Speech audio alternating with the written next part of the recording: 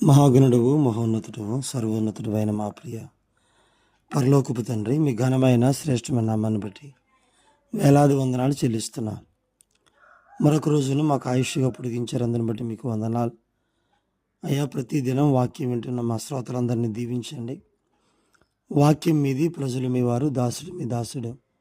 మాకు కావలసిన మాటలు మాకు వినిపించి బలపరచమని, ఆధ్యాత్మిక ఉజ్జీవాన్ని ఇచ్చి నడిపించమని యేసు నామములు అడిగి వేడుకొనుచున్నాము తండ్రి, ఆమేన్. ప్రియులారా, అందరికీ వందనాలు. ఈ ఉదయకాల సమయంలో మరొక రోజులో మనల్ని దేవుడు ఉంచారు, అందరిని బట్టి దేవునికి వందనాలు.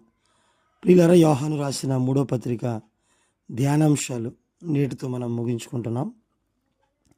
చివరిలో ఆ మాట మనం చూస్తే 13వ వచనంలో 2వ భాగం, మన స్నేహితులు నీకు వందనములు చెప్పుచున్నారు, నీ వద్దనున్న స్నేహితులకు పేరు పేరు వరుసను వందనములు చెప్పు.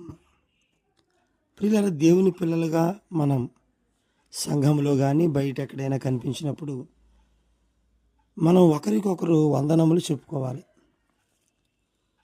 వందనాలు చెప్పడం అనేది అవతల వ్యక్తిని ఆత్మీయంగా మనం పలకరించడం, ఒకళ్ళనొకళ్ళు గౌరవించుకోవడం. ఈయన చూడండి, యోహాను గారు చూస్తున్నాం ఇక్కడ స్నేహితులు అని మాట్లాడుతున్నాడు. మన స్నేహితులు నీకు వందనాలు చెబుతున్నారు, అలాగే నీ వద్దన స్నేహితులు కూడా వందనాలు చెప్పమని చెప్తున్నాడు. ప్రియులారా, స్నేహితులు సేవలో సహకరించిన వారిని స్నేహితులుగా పిలుస్తున్నారు. కొంతమంది సేవకులు తన తోటి వారిని కానీ, తనకంటే కింద ఉన్నటువంటి తోడి సేవకులను కానీ స్నేహితులుగా కానీ లేదా మామూలు వ్యక్తులుగా కానీ వారిని ప్రోత్సహించడం ఉండదు, వారిని ఏ విధంగానూ కూడా గౌరవించడం అనేది ఉండదు.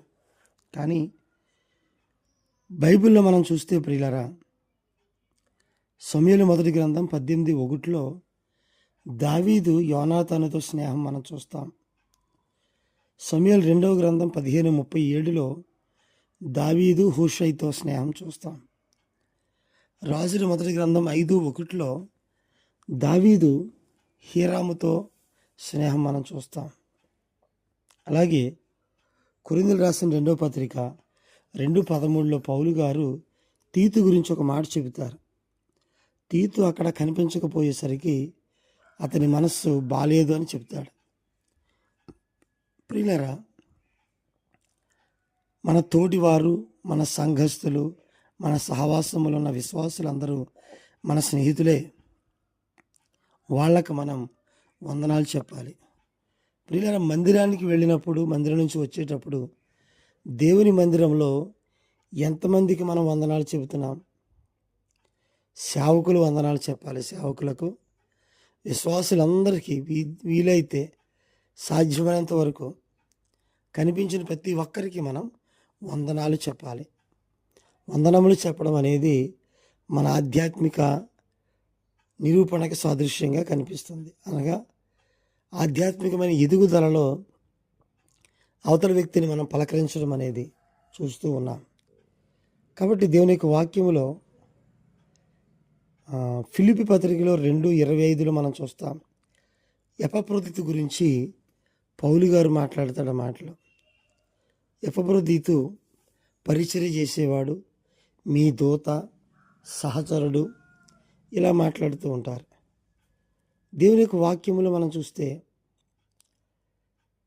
పౌలు గారు ప్రతి చోట తనతో సహకరించిన, తనతో పరిచర్యలో తనతో పాటుగా వచ్చిన ప్రతి ఒక్కరిని మానకుండా ప్రతి ఒక్కరికి వాళ్ళ గురించి చెబుతూ, వాళ్ళని గౌరవిస్తూ, వాళ్ళని పరిచర్యలో ప్రోత్సహిస్తూ ఉంటారు. ప్రియులారా, మనం సేవకులమైన, విశ్వాసులమైన మన తోడి వారికి వందనాలు చెప్పాలి. వారిని మన స్నేహితులుగా ఎంచాలి. వారిని దేవుని యొక్క పరిచర్యలో, దేవుని యొక్క పనిలో ప్రోత్సహించాలి. ఎంతగా ప్రోత్సహిస్తే అంతగా దేవుడు మనల్ని దీవిస్తాడు. కాబట్టి తిమోతి 2వ పత్రికలో కూడా 1:16 ఒనేసిఫోరు గురించి పౌలు గారు చెప్తారు.